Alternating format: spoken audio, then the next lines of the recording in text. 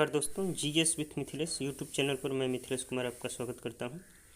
आज हम लोग जीव विज्ञान से संबंधित 25 महत्वपूर्ण प्रश्नों को देखेंगे और ये सभी प्रश्न एसएससी की विभिन्न परीक्षाओं में पूछे गए हैं और ये हमारे railway group D, railway NTPC, SSC, BPSC और भी जितने एग्ज़ाम हैं उन सभी के लिए बहुत ही लाभदायक हैं। तो आइए चलते हैं प्रश्न की तरफ और ये है पहला प्रश्न। गन्ने की सड़ा लाल सड़ा किसके कारण बनती है?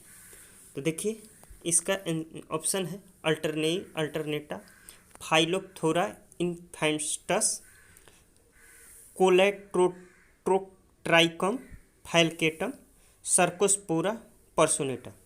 तो इसका जो आंसर होगा वो होगा इसका आंसर सी। आइए दूसरे क्वेश्चन पर चलते हैं। दूसरा प्रश्न है पौधे का आर्द्र पतन रोग किसके कारण होता है? पिथियम डिवेरियनम, पेरोनोस्पोला पैरासाइटिका, फाइटोप्थोरा इन्फेस्टस और एल्बुगो कैंडिडा। तो इसका आंसर होगा ए, पिथियम डिवेरियनम। पौधों का आर्द्र गलन रोग पिथियम डिवेरियनम नामक कवक से होता है। आइए क्वेश्चन नंबर 3 पे। तीसरा प्रश्न है पशुओं में पैर और मुख रोग का कारण है। पशुओं में पैर और मुख रोग का कारण है, इसमें ऑप्शन है फंजाई, पेनिसिलियम, बैक्टीरिया और वायरस। तो इसका आंसर होगा डी, वायरस। क्वेश्चन नंबर 4, कुछ सूक्ष्म जीवों की सहायता से वायुमंडल में पोषक तत्वों का पुनः चक्रण होता है। इन सूक्ष्म जीवों को क्या कहते हैं? तो उत्पादक, उपभोक्ता, अवघटक, इनमें से कोई नहीं। तो इसका आंसर होगा ऑप्शन सी, अवघटक। आइए पांचवें प्रश्न पे हम लोग चलते हैं। ये सभी प्रश्न आप लोग देख सकते हैं, ये सभी प्रश्न एसएससी परीक्षाओं में पूछे गए हैं। सीजीएल, एमटीएस, सीएचएसएल, इन सभी परीक्षाओं में सब प्रश्न पूछे गए हैं।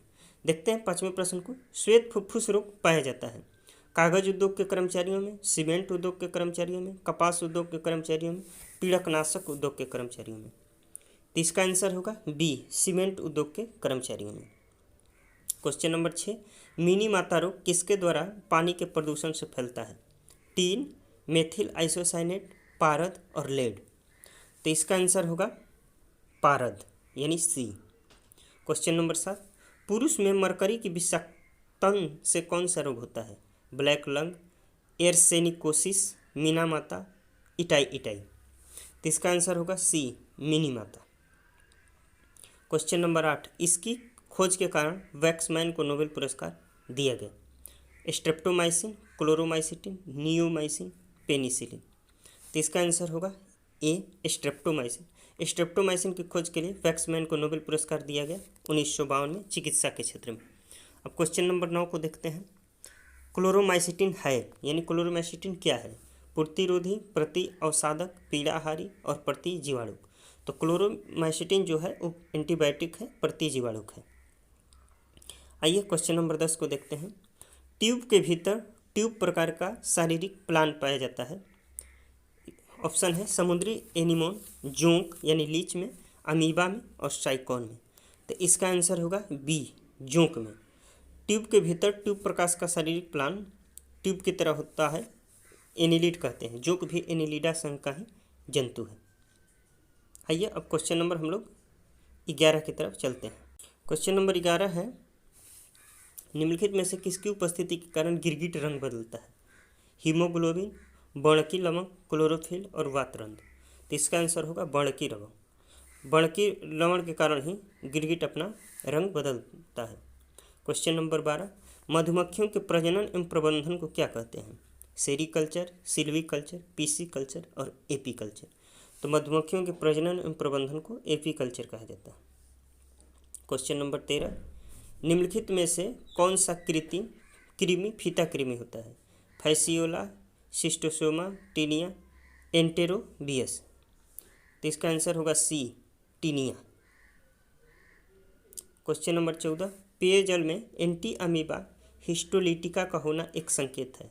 बैक्टीरियाई प्रादुर्भाव का, संदूषित जल का, स्वच्छ जल का, कार्बनिक द्रव्य के क्षय का। तो इसका आंसर होगा प्रदूषित जल का यानी ऑप्शन बी। क्वेश्चन नंबर 15, अमीबी पेचिश पैदा होती हैं।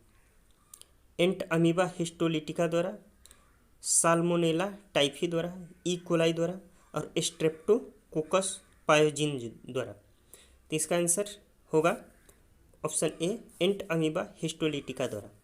आइए क्वेश्चन नंबर 16 को देखते हैं। सूची 1 के कीट रोगवाहकों का सूची 2 में दिए गए संचारित रोगों से सही जोड़ा यानी मिलान करना है। सूची 1 एनोफिलीज मादा, क्यूलेक्स, रेत मक्खी और सीसी मक्खी। और ऑप्शन दिया है सूची 2 में कालाजार, नींद की बीमारी, फाइलेरियासिस और मलेरिया। तो इसमें हमें बताना है कि इसका आंसर क्या होगा। तो इसका 1 का 4 होगा, बी का 3 होगा, सी का 1 होगा और डी का 2 होगा।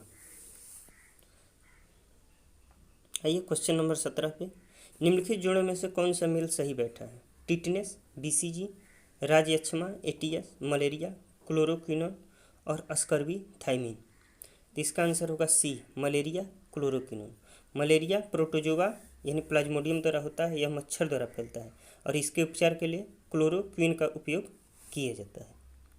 क्वेश्चन नंबर 18 को देखते हैं। निम्न में से किस जंतु में तंत्रिका तंत्र नहीं होता है। जोंक, टेपवर्म, अमीबा और घोंघा। तीन में से किस में तंत्रिका तंत्र नहीं होता है। तो इसमें अमीबा में तंत्रिका तंत्र नहीं होता। अमीबा की खोज रसेल वान रासेनहॉफ ने किया था और यह प्रोटोजोआ संघ का प्राणी है। क्वेश्चन नंबर 19, कला और शिल्प में प्रयोग किए जाने वाले किस रसायन से एनीमिया और ल्यूकीमिया हो सकता है। बेंजीन, डायोऑक्सिन, थैकेट और एल्ड्रीन। तो 19 का आंसर होगा बेंजीन। बेंजीन नामक रसायन के कारण एनीमिया और ल्यूकीमिया रोग हो सकता है। यह प्रतिरक्षा तंत्र को कमजोर करता है। क्वेश्चन नंबर 20, माइकोप्लाज्मा जिस रोग से संबंधित है वह निम्नलिखित में से किन अवयवों को प्रभावित करता है। श्वास संबंधी, उत्सर्जन संबंधित, प्रजनन संबंधित और पाचन संबंधित। तो इसका आंसर होगा ए, श्वास संबंधी।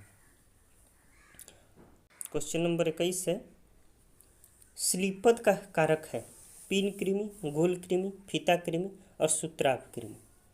तो स्लीपस का जो कारक है वो है सूत्राव कृमि यानी ऑप्शन डी। एक कीट के कितने पैर होते हैं। 2, 3, 4 और 6। तो कीट के जो होते हैं वो 6 पैर होते हैं। ऑप्शन डी होगा इसमें से। निम्न में से किस जीव का विविध प्रकार का परिसंचरण तंत्र है। केंचुआ और जोंक, आदमी और व्हेल, कॉकरोच और सिल्वरफिश, टेडपॉल लार्वा और मत्स्य। तो किस युग्म का विपरीत प्रकार का परिसंचरण तंत्र है। तो इसका होगा कॉकरोच और सिल्वरफिश, ऑप्शन सी।